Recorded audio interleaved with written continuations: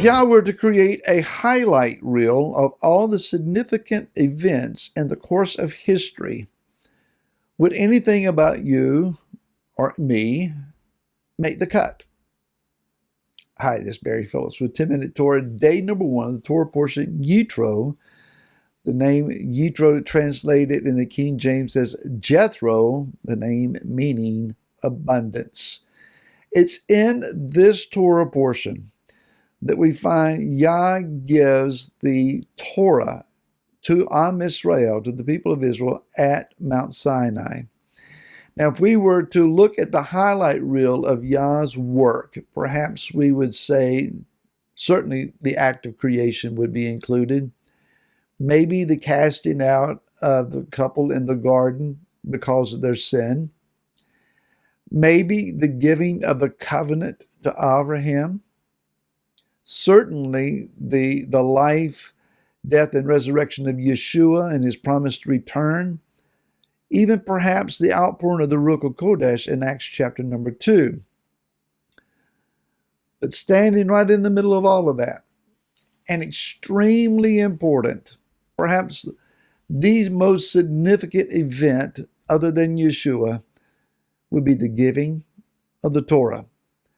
Now, for those that have not been really experienced in walking in the Torah or have been trained to understand the Torah, which, it may include some of you, may include many that you know. We have been previously taught the Torah's bondage, its chains, its servitude, its legalism, it's the law. It's a heavy burden that Israel could not bear. Yah only gave the Torah to Israel to prove to them that they couldn't keep it.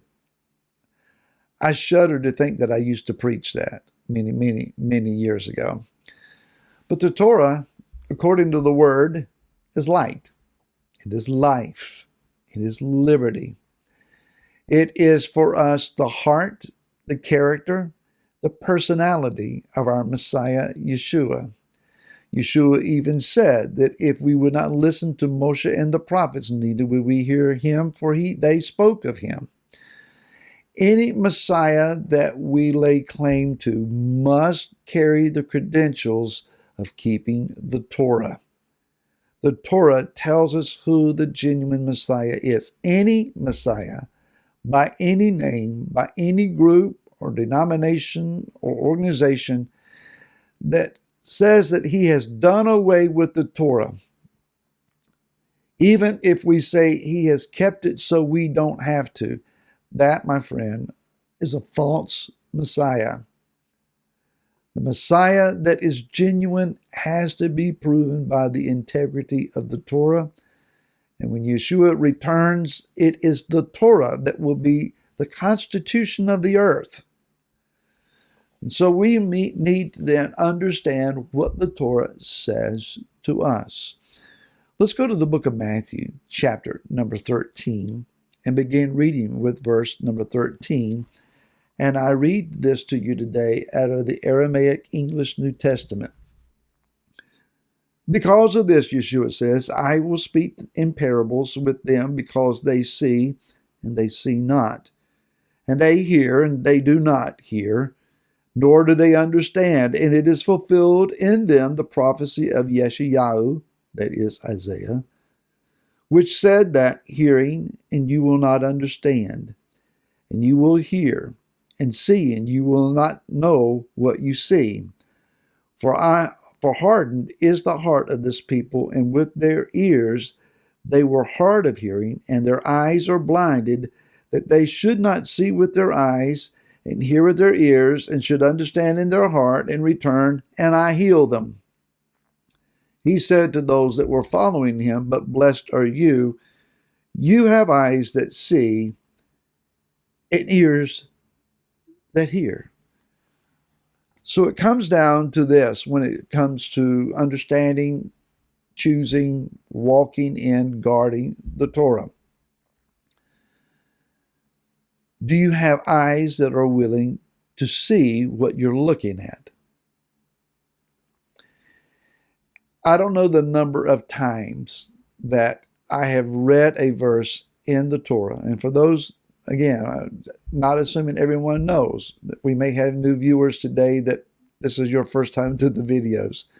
The Torah, we would say Genesis, Exodus, Leviticus, Numbers, Deuteronomy, those first 5 books. The Torah, I don't know a number of times that I've read something there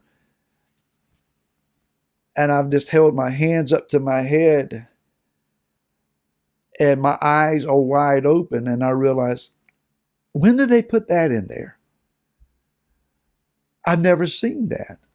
It is as if the words leap off of the page and jump into my mind and my understanding and to my perception, and they explode within you. Or else you read the verse and you know that you read it many, many times before, but suddenly a different twist, a different angle, a different understanding, a phrasing that you didn't catch the other times through, and you began to dig on that, and suddenly it unfolds into a wealth of understanding and insight. That's what the Torah does. The rabbis teach that there are some 70 levels to the Torah and its understanding. 70.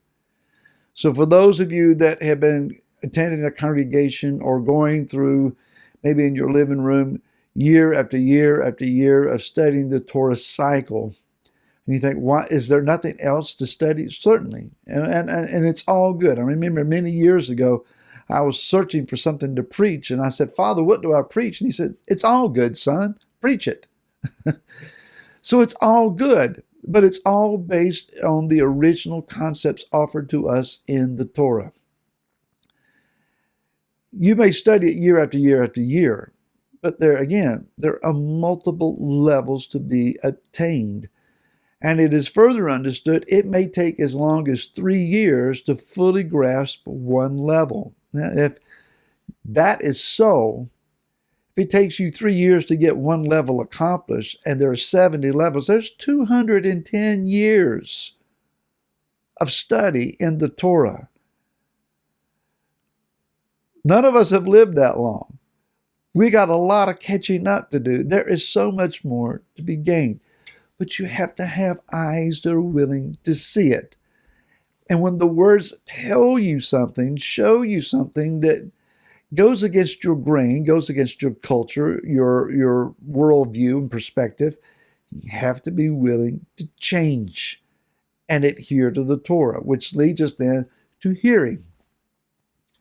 The Torah is not only that which is read and seen by our eyes, but it is that which is heard in us. The word for hearing in Hebrew is Shema. Most of you know that. But the word Shema implies action. It's not just that words or sounds go into the ear, but rather also that there is a complying or a following through of action. You do what it is that you've heard that needs to be done, or you abstain from that which is prohibited to you. I remember as a teenager, again, many, many years ago, sitting on the couch in the living room, evidently reading or watching TV, and I heard my mom from the kitchen ask me to take out the trash. Typically, I said, okay, in a minute.